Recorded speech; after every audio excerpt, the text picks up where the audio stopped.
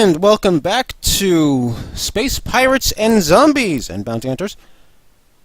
Episode number 7, I think. Counting in my head. I probably should just remember what my YouTube page looks like. Definitely episode 7. So, when we left our heroes, we were done in the Proxima Centauri system. And we're moving on to greener pastures. Now, given how much you can do in this game, it probably wouldn't do me too well to just show you absolutely everything I do. So what I'm probably going to end up doing is... what's the phrase? Essentially what I'm going to end up doing is probably show you highlights of what I do. The important, plot points and... plot points and just otherwise interesting moments in the game. Nothing too deep. I'm not going to show you everything, though. I've seen some Space Pirates and Zombies Let's Plays that, top more than 70 episodes, and I really don't want to do that. That just seems like it would get boring pretty fast. So, essentially what I'm going to do is I'm going to splice together clips of me buying new technologies, doing story, and so forth. And, we're going to enjoy ourselves. Also may just chat about other random things. So, where to next? I kind of want to go to Layton's, which I unlocked last episode. But as you can tell, it's a level 12 system, and our research is only level 8. And that could mean bad things, because we could start running into ships with standard parts instead of surplus parts, which, even if they're, just small ships, would be rather dangerous. So what we're going to do is actually explore Proxima Centauri a little more. And, well, perhaps more accurately, I'm going to explore Proxima Centauri a little more. And bump up my level a little bit. And then we're going to continue with some adventures in Layton. Let's check out what's going on here anyway. All right. Gopher, grasshopper. This is what the tactics panel incidentally looks like in the middle of combat. I usually don't focus on it, but as you can see, it has all sorts of little details. In addition to the little markers that represent the ships, they actually show the ships in the tactics panel. If you zoom in close enough, you can see missiles, you can see asteroids, you can see pretty much everything on the tactics panel. Feels like they could actually kind of slip by people if you're not really looking for it.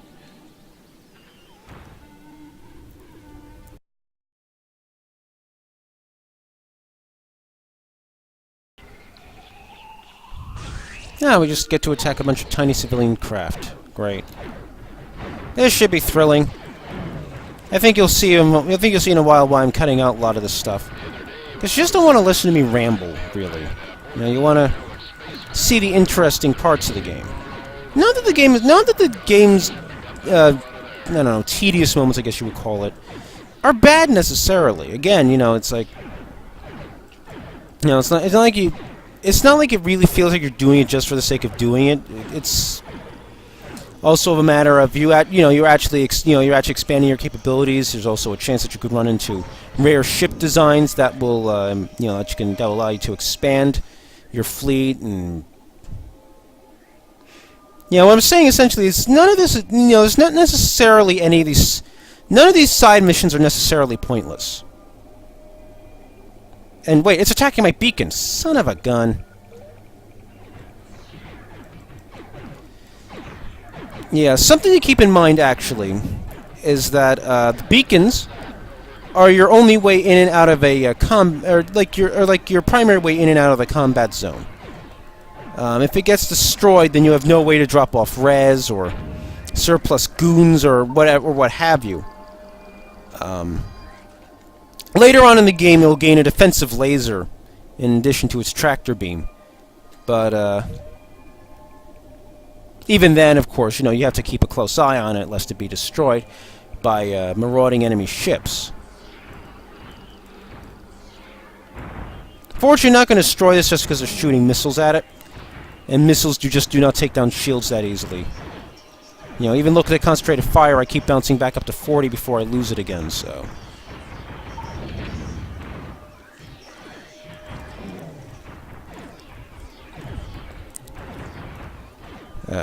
Again, the biggest issue with tiny ships is their maneuverability. You know, they're harder to fight just because they move around more. But, that's their only real advantage. You know, otherwise they have to be committing surgical strikes against unshielded targets, really, to be of much use.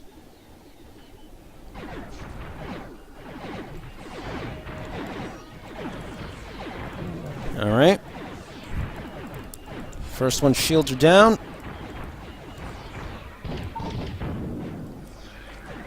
Oop. Come on, data. Data. Data. Oh, looks like there's some data down there too. See, you can use it. See, that's the real. That's the like the really big major benefit of the tactics panel, in my opinion. The ability to see really the entire battlefield in real time. Not real time. Sort of like in freeze frame, I suppose, actually. And like I said, you can see every detail. You know, you got the experience here and the life pods here. You know, the tactics panel will tell you all of that. You know, so you can easily find resources that you may have missed. And oh, the data just disappeared. Poop.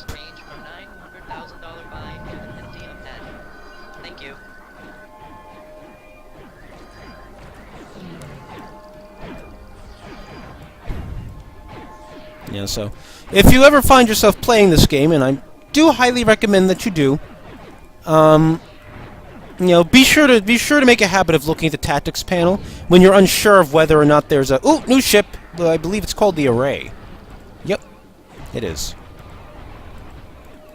But yeah, if you ever do find yourself playing this game, though, be sure to take advantage of the tactics panel.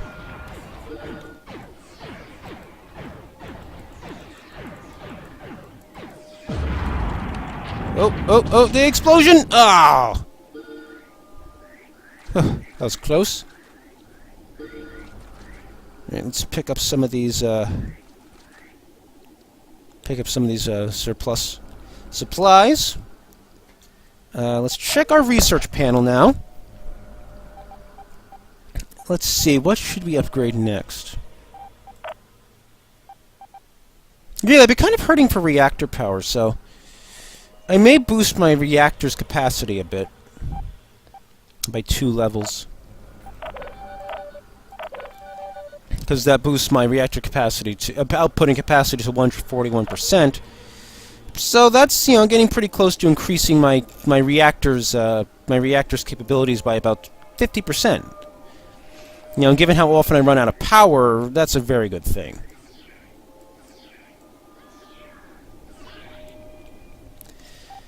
Alright. Now we move on to the next mission. Let's see. There's not much else interesting here, so I think we're going to do is move on to the Velarum Rift, and then come back for Leuten. Because right now it's, because right now, you know, the, Leuten is still very much out of our league. So we're going to save. And then we're going to head out on the star map. No, that was alright. So to Velarum, where no one really hates us. The civilians are neutral though, so I may just help the UTA. Just for the ease of it. Oh, here we go. The new element of the game? Bounty Hunters. Well, more accurately, the latest element of the game.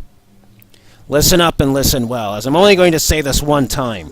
The UTA might not be able to stop you, but we certainly and easily can. This sector is ours. You're simply living in it. As such, you are required to pay us whenever we see fit to ask it of you. Make an error in judgment against us, typo, and you'll be erased. If you want to earn our respect and a bit of income on the side, come by one of our bases and we'll talk. We have special events for fodder like you. Just watch yourself in our territories. We'll surely be watching you. Goodbye. Yeah, that's a bit creepy. We're not the only ones around here freely kicking over warp gate blockades. That signal source just came and went. I have no way to track it. These boys must be packing some serious gear. Probably a good idea if we just take a wide berth around their systems if we see them. Where is the science, Elsa? If these gentlemen have better technology than we do, we must investigate them further. We've practically been given an invitation. Alright. I'll read these. Bounty Hunters. Since really it's my first time encountering Bounty Hunters too, my first playthrough was done before the Bounty Hunters update. Bounty Hunters are a global mercenary faction. They typically reside within their stronghold bases scattered throughout the galaxy. They only operate within star systems that contain a stronghold and any star system immediately connected to it. Every move you make within Bounty Hunter territory will be watched. Be mindful of your actions or you'll end up accumulating a bounty on your head. Bounty Hunters have been known to exhort or attack ships that travel through their territory. The greater your bounty and the closer you are to the stronghold, the higher the threat will become. If you don't have the resources to pay them off, you'll end up in a fight. Bounty Hunters have been known to respect those who can successfully fight them off, but this is not an advisable strategy for those who wish to stay alive. Avoidance is the safer route. As terrifying as they may seem, Bounty Hunters run a more than successful business. They typically remain neutral within the area around their stronghold bases. You're free to dock and see what opportunities they offer without risk of attack. If you have a high bounty, it might be a good idea to stop by and pay it off before they come looking for you. Alright, that is good to know, because I'm sure I'll be encountering Bounty Hunters a lot. Anyway, let's see what's going on in the Velarim Rift. Alright.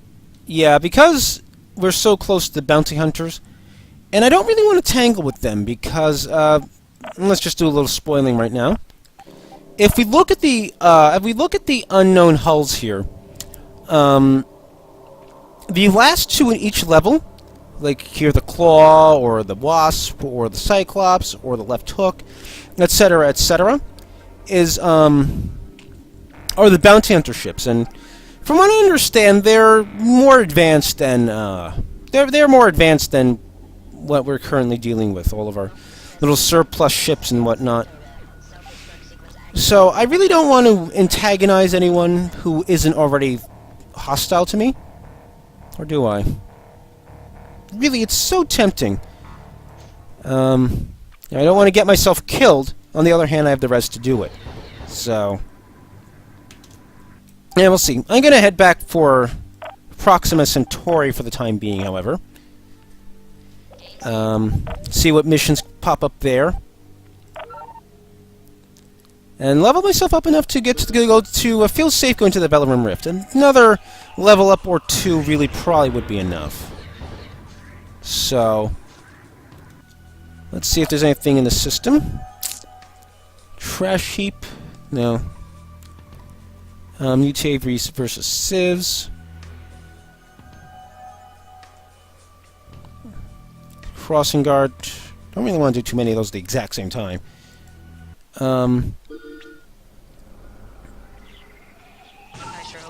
Conflict event.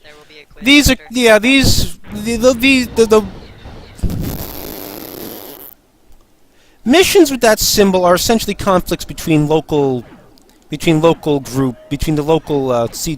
and Civs, and you know, we don't always want to get tangled up in them, particularly if both sides like us. But in this case, we do want to get tangled up in it. In addition to the fact that it's going to give us extra array schematics, it's also going to give us new data, some more goons. Not that we need more goons necessarily, we actually are near max. Which, incidentally, if you haven't noticed, I've managed to improve my settings. I've figured out how to do it. To show the edges of the window now.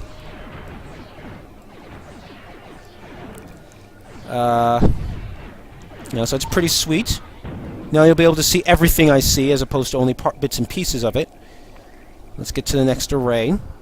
Because I think this last array is going to give us all the schematics we need. So I definitely want to take advantage of that. Oop, that's not... That's the UTA ship. What am I shooting at it for? Alright. Where's my fleet? Fleet! Get over here. I need those cannons to break down this armor. And this hull. Alright, awesome. And kick-ass, we now have the array. So what we're going to do, even though we're in the middle of combat, is that we're going to build ourselves a brand new ship. A bigger ship, and, bigger, superior ship. Let's first read the array's description. The array is a research ship. It comes equipped with several utility slots and 4 projectile mounts. So what we're going to do is we're going to have a bigger ship. So it's it's still gonna have bigger capacities all around, even if it's not like a dedicated combat ship. I wish we had better. Wish we had better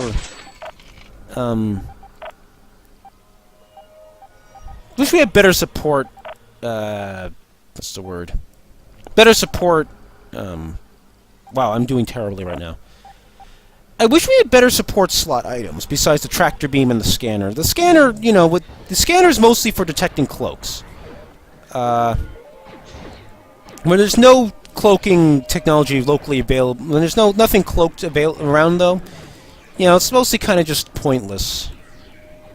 It's like you kind of want to refit your ships to specialize in anti-cloak technology if it becomes relevant, but otherwise, generally you can pass. Don't worry, we'll discover more advanced technology over time, just not now.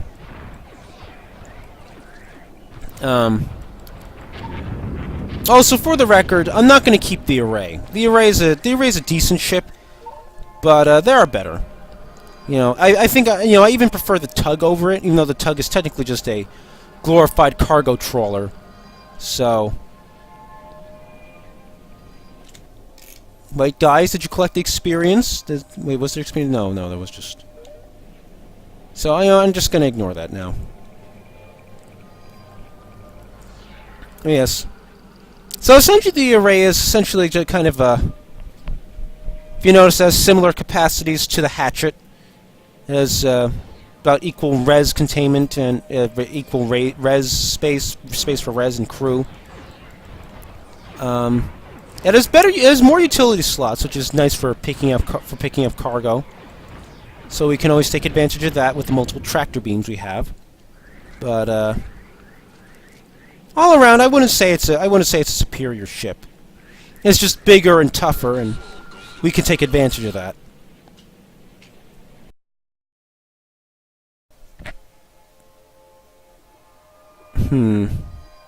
Oh, comet! Comet! Gonna get the comet!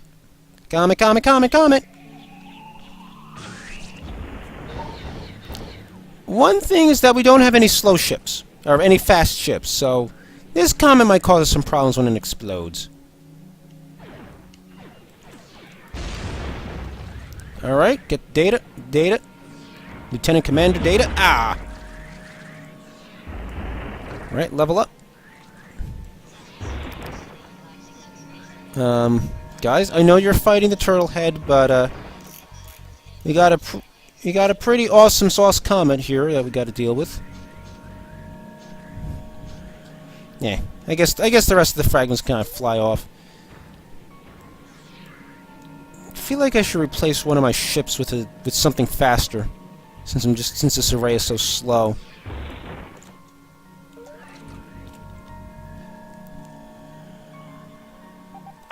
Anyway, alright, research. What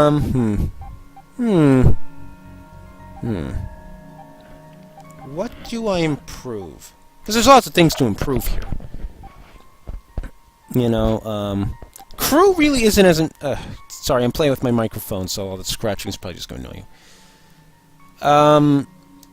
you. The thing is that the crew is a little less effective early on.